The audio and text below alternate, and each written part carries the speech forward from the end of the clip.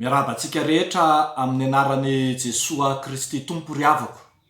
Ary amin'ity andro anio ity dia mahatsiaro miombona fahoriana sy alahelo. Miaraka amin'ny fitandremana la réunion manontolo isika noho ny fodimandry ny mpanompon'Andriamanitra Rakotoarimanana Benjamin, izay ray aman-dreny iombonana, niara-mitaiza, niaraka ny kolokolo, ny fanahy ny mpino teto amin'ity nosy la réunion ity. Manoloan'izany indrindra ry havako malala dia mampahery ny vady aman-janona sy ireo taranany, ary mampahery ny fiangonana, ny fitandremana Saint-Denis, Saint-André na ny fitandremana la réunion koa. Eny mampahery ny fianakaviam-beny ny FJKM manontolo izay namoy ray aman-dreny mpitandrina toy izany. Eo anolohan'ny toe-javatra tahaka izao indrindra ry havako dia manana ambara amintsika ny tenin'Andriamanitra, ary mifanandrify indrindra amin'izao vona mahazo atsika izao, ity mofinaina voalahatra ho atsika anio ity. Alohan'ny hamakina arak'izany ny tenin'Andriamanitra voalahatra ho atsika anio, andeha iombona mivavaka, angataka ny fitarian'ny fany masina isika, hivavaka isika. R'Andriamanitra fanantenana ho anay eo anatrehan'ny alahelo sy ny toloko sy izay mahavery fanantenana anay no itenenanao Andriamanitra amin'ny alalan'ny teninao, koa azavao aty anatin'ny fonay, ampionony amin'ny alalan'ny teninao zahay, fa ny teninao, ny fanahy masina no mpampionona anay. Misaotra anao zay noho ny amin'ity andro vaovao, ny herinandro vaovao izay mariky ny fitiavana sy ny famondram-ponao Andriamanitra aminay. Ampitoera ty anatinay Tompo ny fahazavany ny teninao, hahazahoanay mandeha amin'ny sitraponao masina.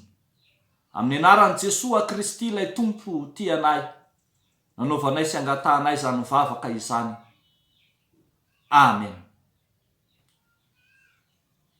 Ny mofinaina voalahatra ho atsika ry havako malala amin'ity andro anio ity, izay hitantsika ao amin'ny bokin'ny Isaia mpaminany, toko faha 120, ny andininy voalohany hatramin'ny andininy fahafito. Vakina amin'ny anaran'ny Tompo.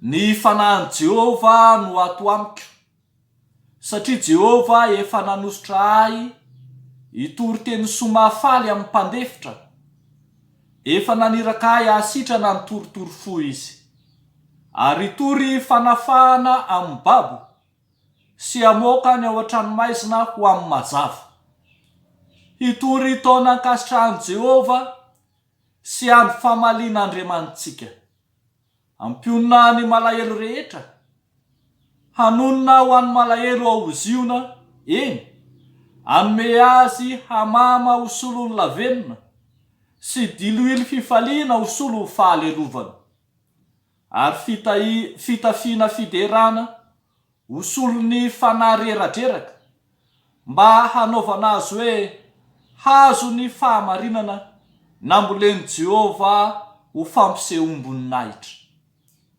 koa hatsangana nefa rava hatry ny fon'ny fahagola, ary amboarina nefa lao hatramin'ny fahiny, dia ho avozina indray ny tanàna rava izay efa lao hatramin'ny taranaka lasa ela, ary ny vahiny honao ka hiandry ny ondry amanosinareo, ary ny hafa firenena ho mpiasa tany sy ho mpanamboatra tanimboloboka ho anareo, fa ianareo kosa no atao hoe mpisorony Jehova, mpanao fanompompivavahana ho an'Andriamanitsika no ilazana anareo.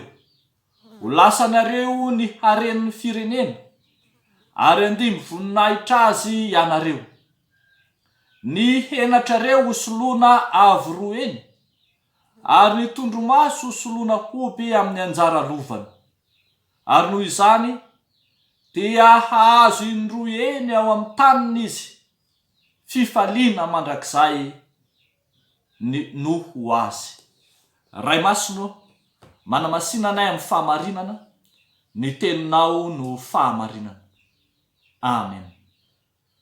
Ho ampitombona mandrakariva ho aminareo ry havako, ny fahasoavana sy ny fiadanana avy amin'ilay Andriamanitra ray sy Jesoa Kristy tompontsika. Amen. Ity tenin'Andriamanitra mba nomasontsika ity ry havako malala, dia maneho indrindra ilay faminaniana mesianika nataon'i Isaia mpaminany fahizay ho an'ny zanak'Israely, izay mitodika indrindra amin'ny Jesoa Kristy, ilay Andriamanitra voahositra, ny ran'Andriamanitra hanala ny ngidy ny fanentainana sy ny fangiry firiana eo amin'ireo vahoaka izay voafidin'izy Andriamanitra. Ka indro Andriamanitra manositra mpanompo voafidy dia Jesosy Kristy zany, ka nomeny ny fanan'izy Andriamanitra irany eo amin'ny vahoaka, hitondra fanavotana ho an'ny vahoaka. Miariary eto amin'ity tenin'Andriamanitra ity zany ny mahakasika lay voahositra Jehova. Lay voahositra Jehova voalohany dia mitondra fanafahana, ary faharoa, lay voahositra Jehova dia hanangana nefa rava.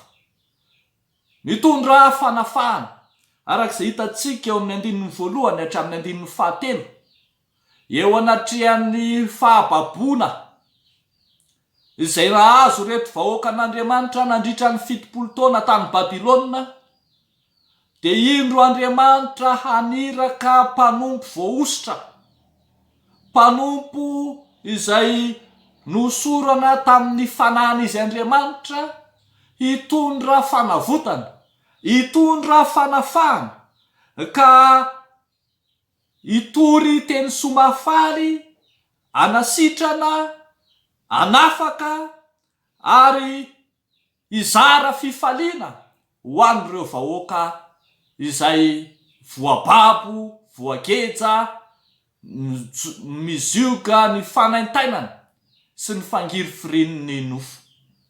Ry havako malala, ambara eto fanafahana maharitra, fa tsy mandalo fotsiny no ataon'ity voahositra Jehova ity.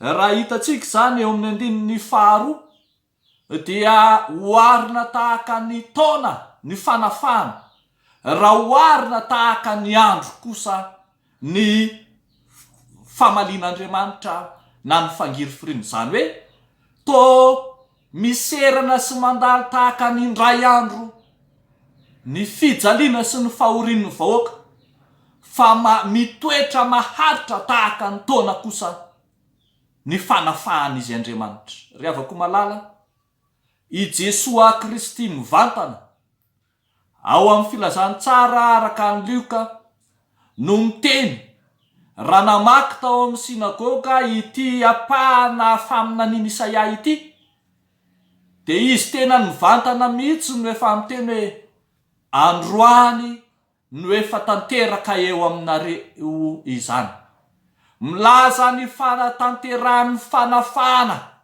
ireo rehetra manana hetaheta mila vonjy Jesoa Kristy, fa izay ny voagejan'ny aretina dia nomeny fanafahana fanasitranana, izay voagejan'ny hajambana dia nafahany nomeny fampahiratana, izay nigeazan'ny fanamaloto sy ny demonia dia nafahany Jesosy Kristy tamin'izany fanaintainana izany. Eny, izay voafatotro ny fahafatesana aza de novahana Jesosy Kristy tamin'izany. Arak'izany de mazava fa i Jesosy Kristy mihitsy no fanafahana sy fahafahana maharitra ho an'izay rehetra voageja sy voafatotra amin'ny endriny maro samihafa. Isika fiangonana ankehitriny, isika izay mitoetra ao anatin'ny fangiry firina, isika izay mitoetra ao anatin'ny fangejan'ny nofo, ary isika fiangonana izay mandalo fizahany-toetra ao anatin'ny fahoriana ankehitriny. Ry havako malala, fanantenana ho antsika Jesosy Kristy, fanantenana ho antsika izay efa niteny hoe ianareo rehetra miasa fatratra sy mavesatretana, mankanesa ety amiko fa izaho no hanome anareo ny fitsarana. Fanantenana ho antsika Jesosy Kristy arak'izay ambara eto fa hamadika ny alahelo sy ny ranomaso ny tomany ho fifaliana sy faharavoravoana izy. Fanantenana ho antsika Jesosy Kristy ka hanome antsika ny fahafahana ara-nofo amin'ny endriny maro samihafa, fa indrindra fanafahana ho an'ny fanahintsika rahateo. Ry havako malala, rehefa dinihana tsara ny teny momba ny tom-panafahana izay ambara eto amin'ity mofinaina ity, de mifanandrify indrindra mifanazava amin'ny soratra masina momba ny tao-jobily zany, ka jobily ho an'ny fiangonana, tao-jobily ho an'ny mpino, ny fanafahana izay ataon'i Jesosy Kristy amin'ny gejany fahotana sy ny fahalotona sy ny faratsym-pitondratena, ary ihany koa ny amin'izay gejany fanaintaina nofo samihafa. Jesosy Kristy mpanafaka, zany no fanantenana ho antsika. Andiniantsika teny zany ry havako malala mahakasika ny fiainan'ny fiangonana rahateo, fiangonana mangeja sa fiangonana manafaka, fiangonana mamatotra antsika eo ambany vahoan'ny Satana, sa fiangonana mitondra antsika ho any amin'ny fahafahana mandrakizay ny fiangonana. Tokony andini-tena isika ry havako ny amin'ny fiainam-pampotsika sy ny fiainam-pivavahantsika eo anatrehan'Andriamanitra. Raha mivavaka eo anatrehan'Andriamanitra ianao, midika fanafahana ho anao zany, tahaka ny fanafahan'ny Tompo izay hitantsika eto, sanatria tery vaimanta ka zary lasa mangeja ny mpino. Be dehibe mantsy ny mpino ry havana andeha ho anam-piangonana, de miferana eo ndeha ho anam-piangonana indray, manao asa-panompona any anivon'ny sampana de miferina aina andro aman'alina, ndeha hivory ny ray, ndeha hianatrira ny ray, andeha hanao an'izao ny ray. Tsy ry havako malala, ambara ny tenin'Andriamanitra fa fanafahana maharitra ho antsika no omeny Jesosy Kristy antsika. Arak'izany ny fiainam-panompotsika, ny fiainam-pivavahantsika, ny fiainam-panoloran-tenantsika eo anatrehan'Andriamanitra de fiainam-pahafahana, fiainam-panafahana ao amin'i Jesosy Kristy. Tsy teritery na zioka na vesatra ho antsika sanatrin'izany ny fanompona izay ataontsika eo anatrehan'Andriamanitra, fa ny Tompony efa niteny fa raha ny zanaka no hanafaka anareo de ho afaka tokoa ianareo. Ilay voaositra Jehova de voaositra mitondra fanafahana.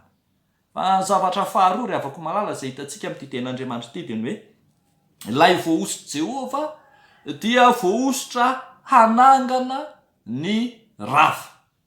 Eo amin'ny andinin'ny fahaefatra hatramin'ny andinin'ny fahafito no ahitantsika fa mifamatotra amin'ilay fanafahana nataon'i Jehova dia tsy manafaka fotsiny Andriamanitra, fa manarina ny fiainan'ny vahoakany, mamerina amin'ny laoniny izany fiainan'ny vahoakany izany.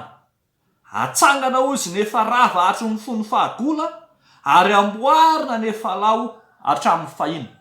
Rehefa toizantsika ny vaky teny eny amin'ny andinin'ny fahafito, de hitantsika eo fa tena fanonerana avy eny noho ny fiainam-pifatorana teo aloha no ataon'Andriamanitra sy hanoneran'Andriamanitra ny fiainan'ny vahoaka izay voafidiny. Hoy ny voalaza manao hoe ny henatrareo ho soloana avy roeny, anoho izany dia azo indroeny ao amin'ny tanina izy.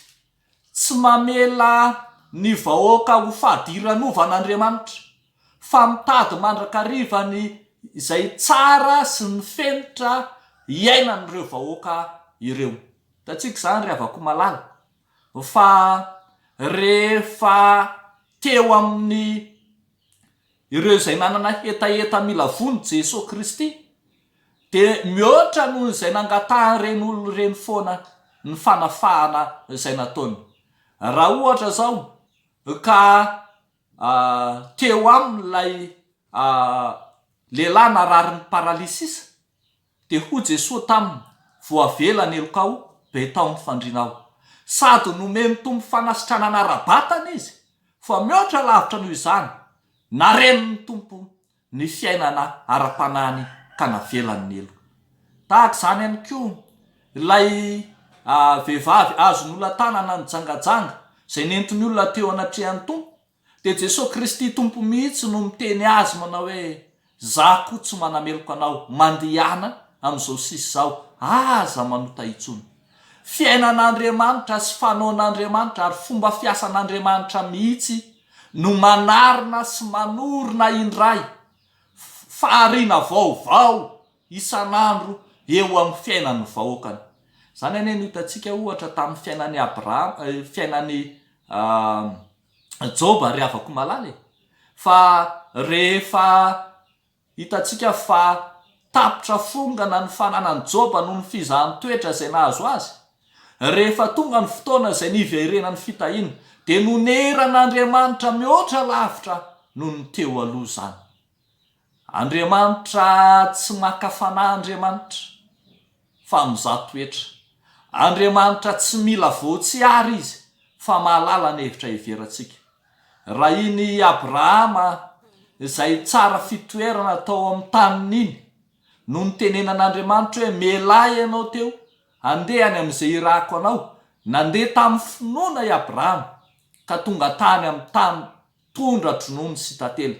Ka na dia nilaozany azy ny tany izay nahatamana azy teo aloha, Andriamanitra nanonitra mihoatra noho izay navelany ho an'Andriamanitra teo. Ry havako malala, mitodika amintsika rehetra ihany koa zany fanantenana sy fampiononana, fampaherezana atsika piny. Tena mampahery atsika izao tenin'Andriamanitra zao, fa Andriamanitra mahalala ny hevitra heverana atsika izy. Raha miteny amintsika manao hoe tsy amelanareo hokamboty aho, raha miteny ny tompo fa tsy amelantsika hokamboty, dia mahalala sahady izy ny amin'izay hanonerana sy hanarenana ny fiainantsika ao aoriana. Raha azo hipahoriana sy mandalo ady sarotra isika ankehitriny, dia aoka ho fantatsika ry havako malala fa Andriamanitra manana planina, drafitrasa efa vohomany tsara lavitra noho ny amin'ny fahoriana izay ataony sy mandalo amin'ny fiainantsika. Ary zany ihany koa no ananantsika fanantenana ry havako malala, fa raha dia mialevona aza ny tenantsika ankehitriny dia manana izay maharitra mandrakizay any an-danitra isika.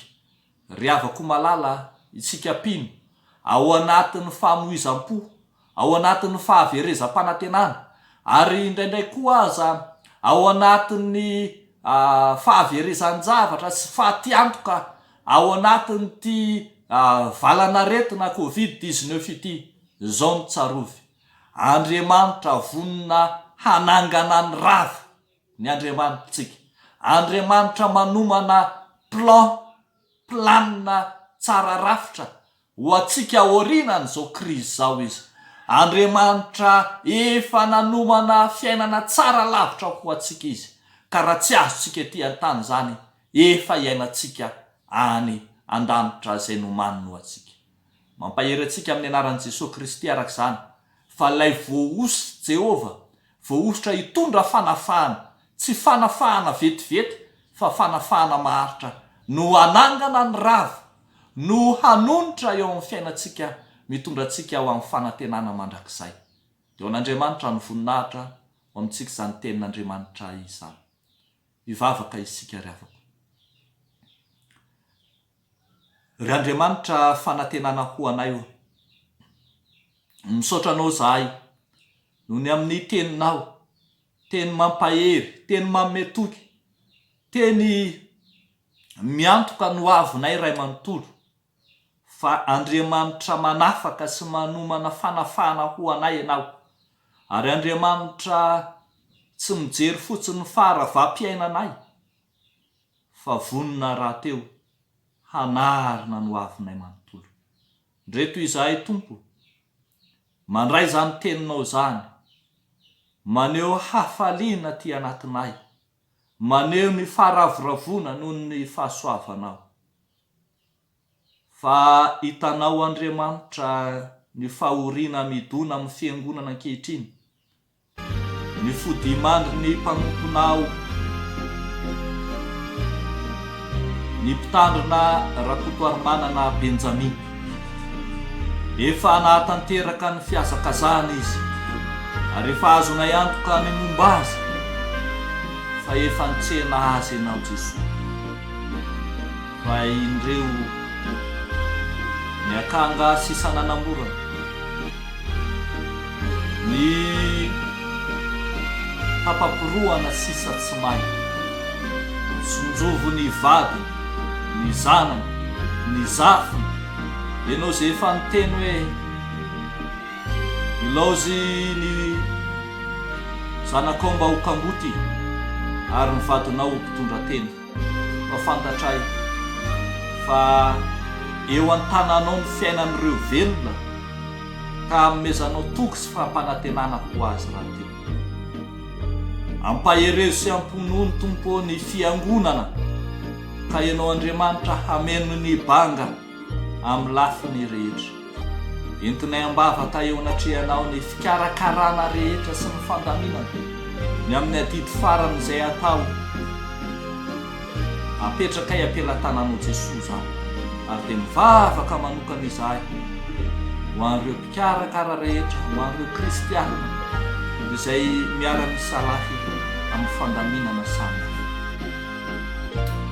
Ilay Andriamanitra ny fampiononana momba ny fiangonana sy ny fianakaviana, anala sy ampisento ny anaisitra ny ranomaso sy ny tomana, ary ampody ho fifaliana ny alahelo. Amin'ny alalan'i Jesosy ilay fananganana ny maty sy fiainana, ilay fanantenana ho anay, nanaovanay sy angatanay izany vavaka izany. Fa ho aminareo fiangonana kosa ny fampaherezan'ny fanemasina. Amen.